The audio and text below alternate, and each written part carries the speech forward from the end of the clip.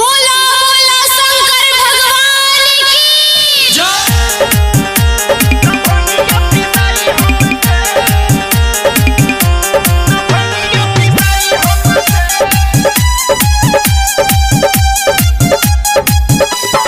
Music by Mantu Manish.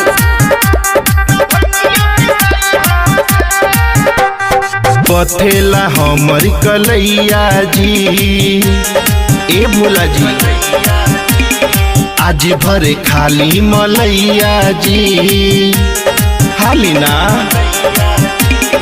पथेला हमर कलैया जी आज भर खाली मलैया जी।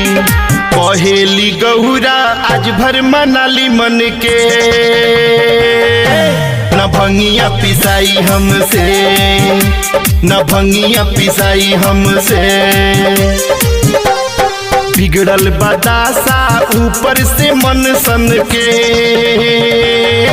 न भंगिया पिसाई हमसे भोला जी, न भंगिया पिसाई हमसे।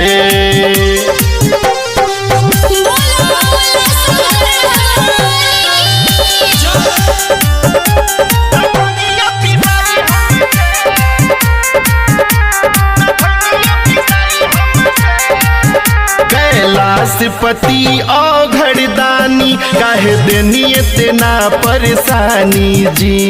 ए पिया जी बात मानी, हे नीलकंठ औघड़दानी बूझी हमर परेशानी जी। चढ़ल बसावन पियल कम कदी हलके न भंगिया पिसाई हमसे भोला जी, न भंगिया पिसाई हमसे। राजा रंजीत राठी।